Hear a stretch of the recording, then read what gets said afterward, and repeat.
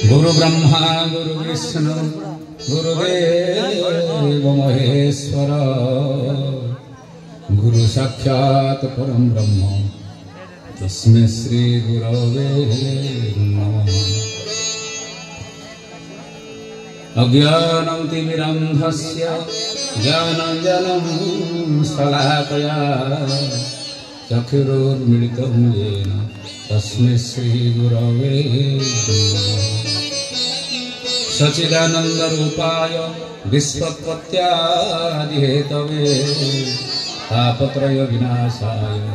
कृष्णाय वयो नमो परमहंस सादित चरण कमल चिन्मकरंदाय भक्तजनमानस निवासाय श्री रामचंद्राय गणेशस्य वदने लक्ष्मणस्य च वक्ष्यसि यस्याते हृदय संवित् तौ नृसिंहमहं भजे। विश्वसर्ग विसर्गादि नवलक्षणलक्षितं श्रीकृष्णाख्य परं धाम जगधाम नमामि। माधव माधव विषं सर्वसिद्धिविधायिनं वन्दे परस्परात्मनं परस्परमप्रियं। मूकं करोति वाचालं पंगुलं लङ्घयते गिरिं जत्कृपातमहो वन्दे परमानन्दमाधवम्। कर्पूरगौर करुणावतार संसारसार भुजगेन्द्रहारं सदा वसत हृदयारविन्दे भवो भवानी सहितं। शरणागत दिनार्थ परित्राण परायणी सर्वस्यार्थे हरे नारायणी नमोस्तुते।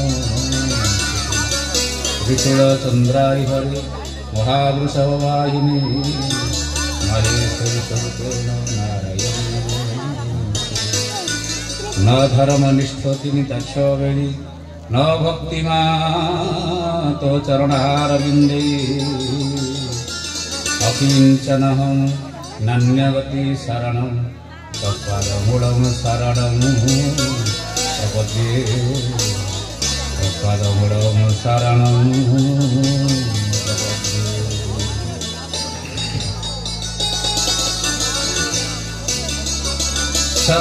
सतचित्तानन्द गिरिधर श्याम गुणी गुण निर्गुण सगुण राम। सतचित्तानंद गिरिधर श्याम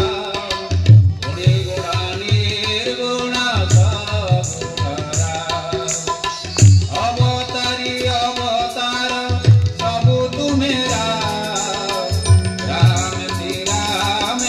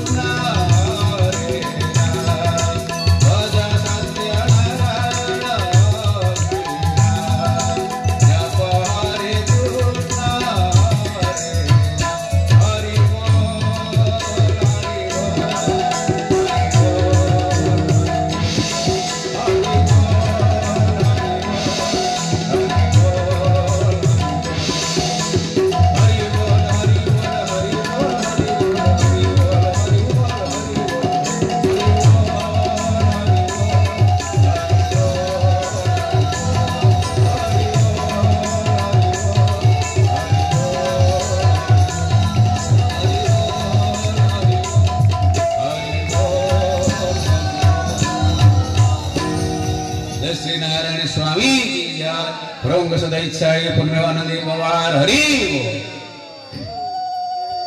परमाराध्य मम इह काल परकालाधिष्ठति देव सृष्टितिथि प्रलय कर्ता मम शिरसि मंडन जगत गुरु ठाकुर श्री श्री श्री अभिराम परमहंस देवंक अवचनार बिंदरे दिन किंचन साष्टांग प्रणाम पीठेश्वरी घटेश्वरी जगजननी सही पूर्णमासींक अवचनार बिंदरे अनंत साष्टांग प्रणाम कृपाभिक्षा तथा श्रीधाम संध्यामणि विराजन करथिया बांक बिहारी वन बिहारी दुर्गा माधव राधा माधव महालक्ष्मी जगन्नाथ स्वामी महाप्रभु महादेव समस्त श्री अर्चित श्री विग्रहंक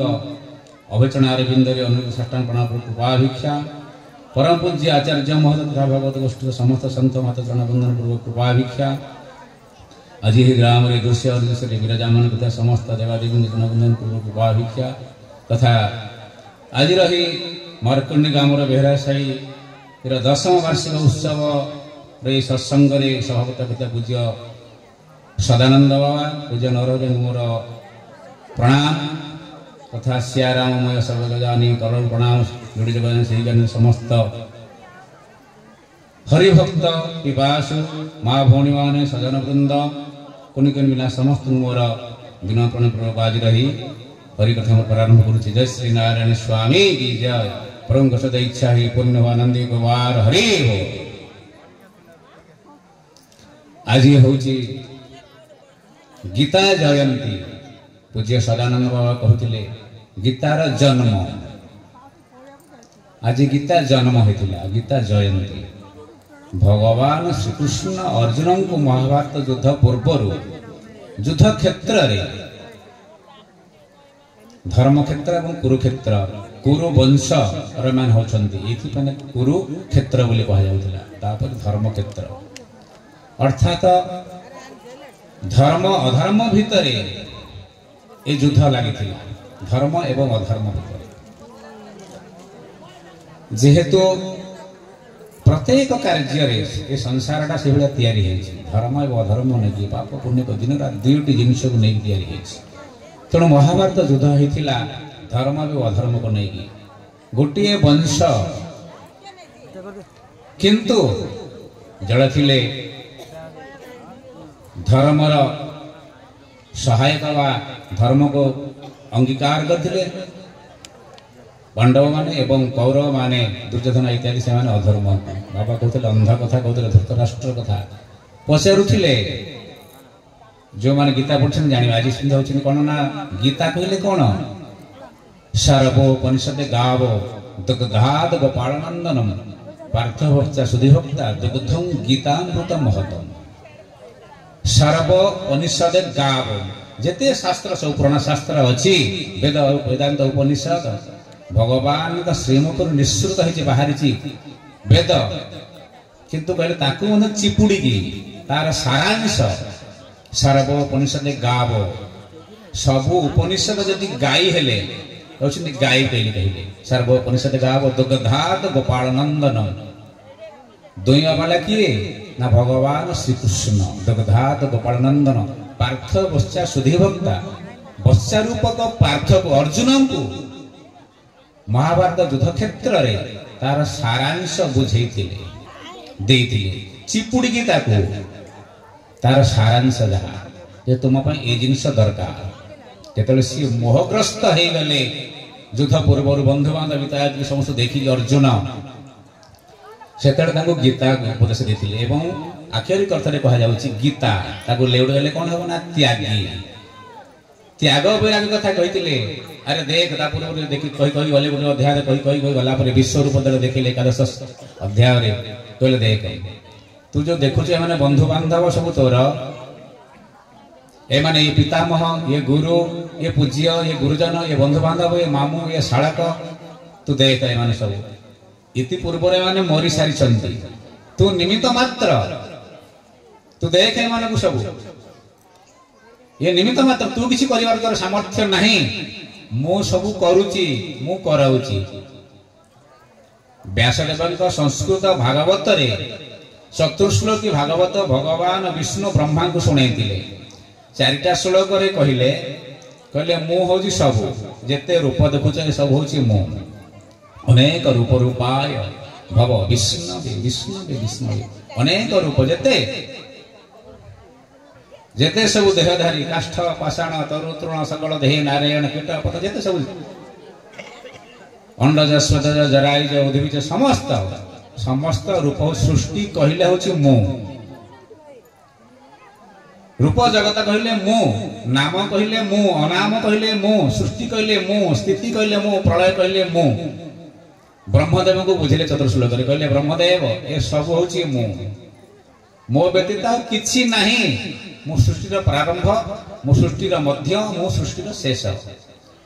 सब मु होछि चारटा जाक श्लोक रे बुझिले चतुर्श्लोकी भागवत ताकु से नारद को देले नारद व्यास को देले व्यास तो विस्तीर्ण आकार से आमरी मान अल्प आयुष अल्पज्ञ व्यक्ति माने बुझिया पाई शिशुडो भगवत संस्कृत भागवत को रचना कले हेले मध्य संस्कृत ज्ञान आमर थाए संस्कृत होछि देव भाषा गोटे श्लोक को जदि व्याख्या करा जीव ये जो चतुर्श्लोकी भागवत चारटा श्लोक भगवान नारायण ब्रह्मदेव को बुझेले ताकू पुणी व्यास बुझेले एते बड़ गीत करले भगवत करले 12 स्कंद करले 12टा स्कंद कर देले 12टा 12 भाग ताकू व्याख्या करी चारटा श्लोक अर्थात देवभाषा संस्कृत बुझिबा एते सहज नहे एवं आज देखिबा हम भारत वर्ष रे ए जो देवभाषा संस्कृत भाषा समस्त पृथ्वी रे अनेक भाषा अच्छी किंतु समस्ते वर्तमान ये संस्कृत भाषा को देव भाषा को समस्ते सम्मान दौरान बा मानुचंती ये सृष्टि प्रारंभ थिला वर्तमान अच्छी एवं यार अंत नहीं सब बड़ी ये रही आउ सब भाषा विलुप्त हो परिवर्तन होउची आंचलिक भाषा देश भाषा राज्य भाषा ये सब परिवर्तन हो चली परिवर्तन हम किंतु ये जो देव भाषा ये अविनाशी विनाश नहीं आया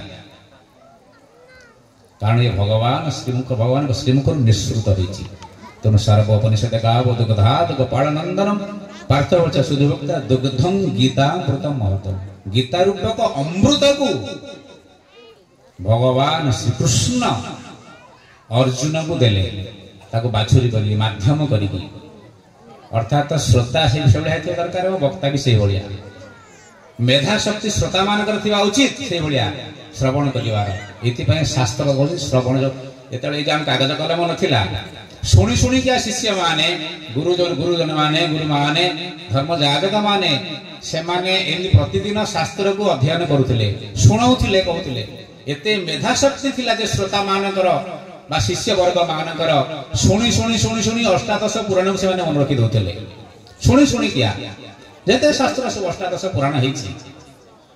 एवं उपपुराण शुणी शुणी शुणी शुणी मन रखी समस्ते एते मेधा शक्ति थिला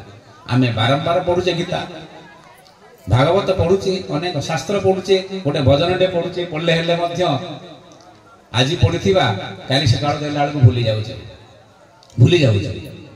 हमर एते विस्मरण अर्थात चैतन्य शक्ति नहीं चेतन शक्ति नहीं एवं भक्ति भी नहीं भागवत रे आसुची जेते बेले भक्ति देवी वृंद कली जुगर कथा कहले धर्म संकुचित तप अविरहित सत्यंच दूरगता धर्म संकुचित हो गई कली जुगर अति संकुचित तार किसी धर्म कहले कौन के जानती नहीं धर्म कहले स्वच्छाचारी बर्तमान मो धर्म या ता धर्म से धर्म अनेक प्रकार हो गलानी जे जार इच्छा मुताबक धर्म को ग्रहण कर मो इच्छा सेमती करी मो इच्छा सेमती मत एटा ठीक लगुच मत सेटा लगुच अनेक प्रकार हो गलानी धर्म वर्तमान धर्म विभिन्न प्रकार हो गलानी धर्म किंतु एक मानसिक मनसर मेधाशक्ति जमी बुझी से भाया ग्रहण कर धर्म संकुचित अति नगण्य कौन से पढ़ी तार किसी महत्व कहीं बुझाती ना बसी प्रवचन मेला बसी धर्म गोटे जाग यज्ञ करुचे नाम यज्ञ करुचे प्रवचन कार्यक्रम करुचे सत्संग करुचे स्वच्छता नहीं हृदय पवित्रता नहीं आध्यात्मिक से श्रद्धार सहित ग्रहण करूना तेणु धर्म संकुचित तप विरहित बहुत दूर रे तपस्या कहले कहीं जानती ना कौन वर्तमान समय तपस्या कहले कौन खाली गोटे शब्द मात्र रही तपस्या कहले मुनि ऋषि माने वर्ष वर्ष धरिकी जीवन सारा हजार हजार वर्ष दीर्घायु होती जन्म जन्मांतर चली गला से माने भगवान का लेस पाई पड़ते धर्मर महत्व बुझी पारि नथिले धर्मर महत्व से बुझी नथिले पाई नाही केही होई चरमधारी तुम्भरी कृपा को केनुहंती सरी गुरु गुरुजन माने कहले शेषरे कहले कृपा केवल कृपा व्यतीत संभव नुहे निज पौरुषकार रे निज सामर्थ्य रे केही पाई नाही केही पाई परिबे नाही धर्मर महत्व बुझिबा जते सहज नुहे धर्म निहित गुहा अति गोपनीय अति गुप्त सी गुप्त अति गुप्त सी तेणु धर्म संकुचित हो बर्तमान तब अविरहित सत्यंच दूरगता सत्य कहले आमे समस्त जानिछे आम जीवन रे थट्टा तमसारे हेले मध्य आवश्यक नथिले मध्य अनावश्यक मनुष्य मिथ्या कहूची आवश्यक नथिले मध्य अनावश्यक मिथ्या कहूची तेणु ठाकुर भाषा रे मुख रही मिछुआ बेमारी माया मुखे देउ चुंब मुखरे कौन होती ना मिछुआ रूपक बेमारी होती मिछुआ रूपक बेमारी माया मुखे देउ चुंब दिन राति मुझे सेया कर जहाँ देखिला जहाँ शुणिला जहाँ खाइला पीला सब केवल से अमायिक भाषा अमायिक कथा अमायिक दर्शन अमायिक श्रवण तेणु भक्त जी से हूँ अनन्य जे भगवान कर भक्त जे भगवान को भल पाई भगवान को पाया चाहती से माने केवल चाहती भगवान भगवान को से माने चाहती एमती अनेक बाबा कथा कहते भक्त मानकर कथा जड़े भक्त आम ठाकुर प्रतिमूर्ति पूजा करुचे विग्रह को पूजा करुचे किंतु केवल निमित्त मात्र माध्यम केवल आमर ड्यूटी केवल करुचे ड्यूटी करुचे केवल जड़े भक्त थिले कुंभन दास बोलिया जड़े चाषी लोक से भगवान कर साकार पूजा करुथिले साकार पूजा भगवान प्रसन्न है कि बहुत वर्ष चली गला पर भक्ति करी पूजा अर्चना करी बहुत वर्ष चली गला पर भगवान स्वयं गोलक बिहारी चतुर्भुज रूप से कुंभन दास पाखरे आसिक पहुंची गले बिलरे हल करुचंती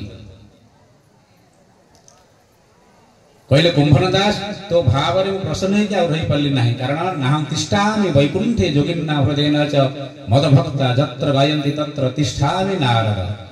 हे नारद नाहं तिष्ठामि वैकुंठे मु वैकुंठे न थाए जोगिवान हृदय न थाए मदभक्ता जत्र गायन्ति तत्र तिष्ठामि नारद मु सेठा से उपस्थित मोर भक्त जोटी बसी मोर भजन कीर्तन करथांती तो कुंभन दास पाखरे पहुंची गले कुंभन दास तो सेवा बजार मु प्रसन्न कुंभन दास हल बुलाउचंती भगवान श्रीकृष्ण धान बुणुचंती तांको बिलरे बुणु बुणु बुणु संध्या समय हो गला भक्तर भाव देखिए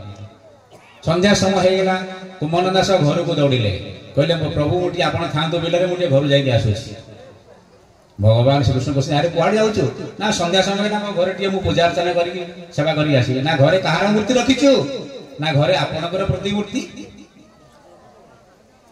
दौड़ुचंती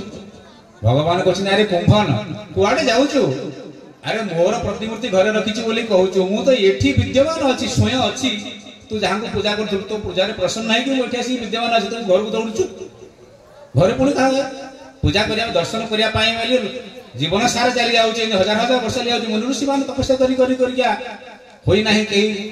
हैं पाई नहीं कहीं होई चरमधारी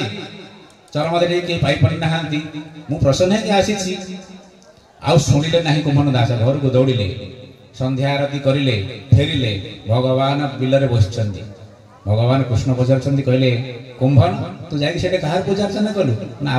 आपणक प्रतिमूर्ति रखिछि ना मु एठी अछि स्वयं विद्यमान अच्छे तू घर को कथा शुणिलु ना ये कौन कारण कौन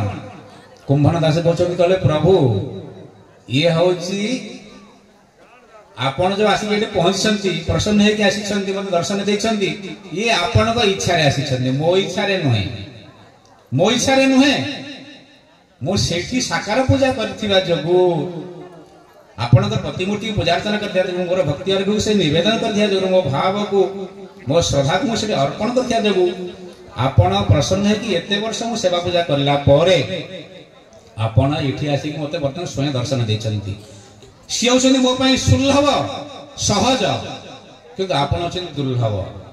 ଆପଣ ବର୍ତ୍ତମାନ କୃପା କରିକି ଆସିଛନ୍ତି ଏଇ ମୁହୂର୍ତ୍ତରେ, ପୁଣି ଏଇ ମୁହୂର୍ତ୍ତରେ ଚାଲିଯିବେ। ମୋ ପାଇଁ ଏ ଦୁର୍ଲଭ ନୁହେଁ, ଏ ସୁଲଭ ନୁହେଁ, ଅତି ଦୁର୍ଲଭ। ତେଣୁ ମୁଁ ସେଇଠି ମୋର ସିଏ ହିଁ ସର୍ବସ୍ୱ, ମୁଁ ସେଇଠି ମୋର ଭକ୍ତି ଅର୍ପଣ କରୁଛି। ମୋ ପାଇଁ ହେଉଛି ସିଏ ମୁଖ୍ୟ। ଭଗବାନ କହିଲେ ଧନ୍ୟ କୁମ୍ଭନ ଦାସ ତୁମର ଭାବ, ମୁଁ ତୁମକୁ ବର୍ତ୍ତମାନ ଆଶୀର୍ବାଦ ଦଉଛି। ତୁମେ ଯେତେବେଳେ ଯେଉଁ ଜାଗାରେ ଯେଉଁ ମୁହୂର୍ତ୍ତରେ ମତେ ସ୍ମରଣ କରିବ ମୁଁ ତତ୍କ୍ଷଣାତ୍ ତତେ ଆସିକି ସେଠି ଦର୍ଶନ ଦେବି, ମୁଁ ତ ଆଶୀର୍ବାଦ ଦେବି, ଶେଷରେ ତୁମେ ସଦ୍ଗତି ପ୍ରାପ୍ତ ହେବ।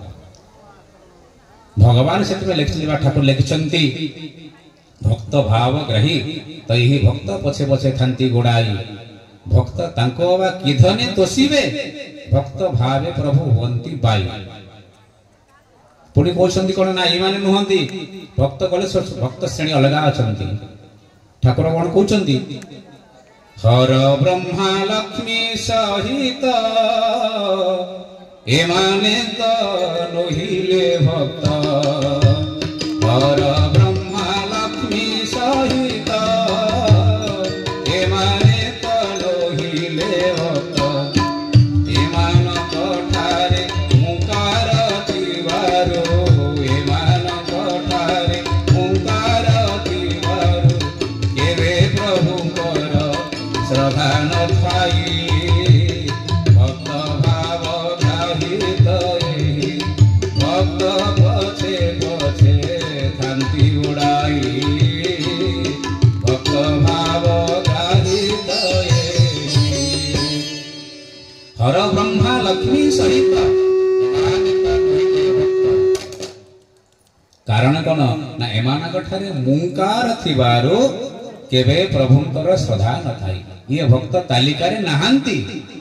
ଭକ୍ତ ତାଲିକାରେ ମାନେ ନୁହନ୍ତି। ଭଜତି ଇତି ଭକ୍ତି, ଯୋଉମାନେ ଜାଣନ୍ତି ନାହିଁ କିଛି ସେମାନେ ଜାଣନ୍ତି ନାହିଁ, ସେମାନଙ୍କ ପାଇଁ ସ୍ଥାନ କାଳ ପାତ୍ର କୌଣସି ଆବଶ୍ୟକ ନଥାଏ। ଯେତେବେଳେ ହୁଏ ତ ଭାବ ସମାଧି କ୍ଷଣଙ୍କରେ ସାଧୁ ଅଷ୍ଟାଦଶ ସିଦ୍ଧି। ଯେତେବେଳେ ଭକ୍ତର ଭାବରେ ସମାଧିତ ହେଇଯାଏ ସେ ସେତେବେଳେ ଗୋଟିଏ ମୁହୂର୍ତ୍ତରେ ଅଷ୍ଟାଦଶ ସିଦ୍ଧି ପ୍ରାପ୍ତ ହେଇଯାଏ। ଅଷ୍ଟାଦଶ ସିଦ୍ଧି ପ୍ରାପ୍ତ ହେଇଯାଏ। ଅଷ୍ଟାଙ୍ଗ ଯୋଗକୁ ତୋଳି ଗଲେ ଦିନେ ଚନ୍ଦ୍ରମୌଳି, ଅଷ୍ଟାଙ୍ଗ ଯୋଗକୁ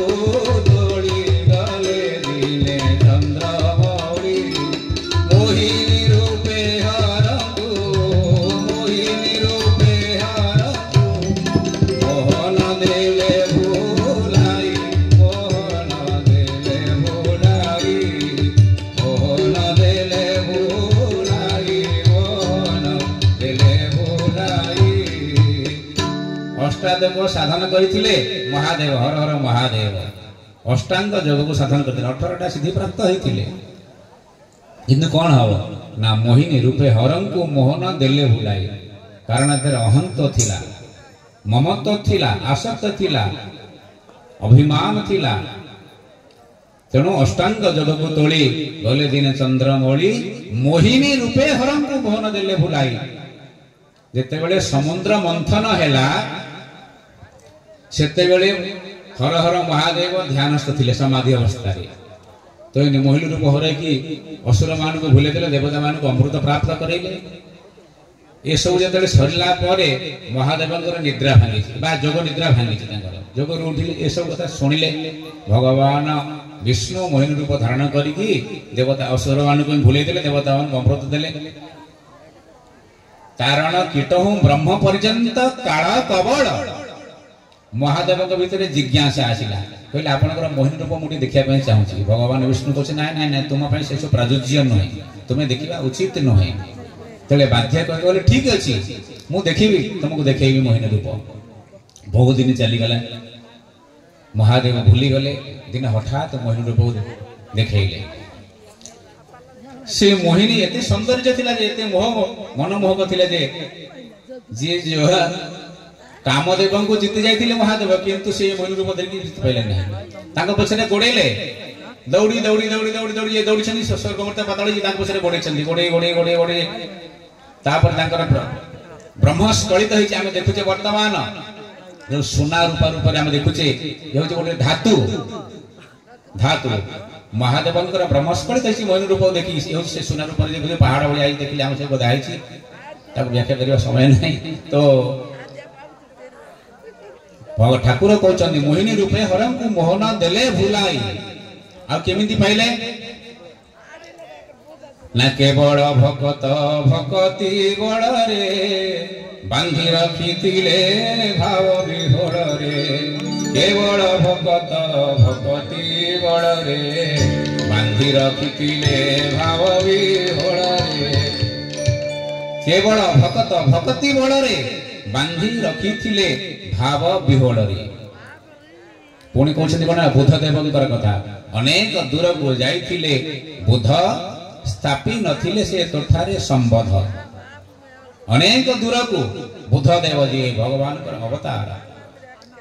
अनेक दूर को जाइथिले किंतु भगवान से संबध स्थापन कर नथिले कारण जोगर तांकर अहंत थिला केवल भकत भकति बड़े बांधि रखिथिले भाव विहोर रे केवल गोटे होची माध्यम भगवान को भल पाइबा भक्ति करिबा भगवान को भल पाइबा भक्ति करिबा केवल भकत भकति बड़े बांधि रखिथिले भाव विहोर रे तन्मयता हेइथिले तेबेले भाव रे भगवान भक्त भक्ताधीन भगवान तेणु भक्तर अधीन होइकि सीए तत्क्षणात दर्शन दियंते आमे गोड़े संसार जाक समस्त प्रत्येक व्यक्ति भगवान को पछरे भगवान को दर्शन पाइबा ठीक तार कृपा पाइबा आशीर्वाद पाइबा मोर मन वांछित फल प्राप्त हवा कि जी भगवान को सच्चा भक्त सी भगवान को पछरे गोड़ाए नहीं ता पाखे थाए तार भगवान को नाम रूपक धन थाए भल पाइबा रूपक धन थाए तेणु सी गोड़ाए नहीं भगवान ता पछरे गोड़ाती तारी पछरे भगवान भक्त पछरे भगवान गोड़ाती भक्त भगवान को पछरे गोड़ाती नहीं एथे होछि भक्ति होछि अमूल्य से ठाकुर कहउछन्ति भक्ति टी अमूल्य रत्न बाल्य कालु कर अर्जन भक्ति टी अमूल्य रत्न भक्ति रत्न माला हृदय कर हार भक्ति रत्न माला हृदय कर हार दिशिव केले शोभन भक्ति टी अमूल्य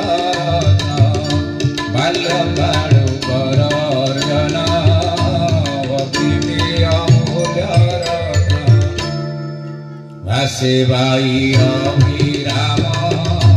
जार नाही भक्ति रत्न भासे भाई अभिराम जार नाही भक्ति रत्न निर्धनी की से ही जाना निर्धनी की से ही जाना तड़पे बंचिले कि हवा होइब तड़पे बंचिले कि हवा होइब पशु संगे से समान भक्ति अमूल्य रत्न बाल्य कालु कर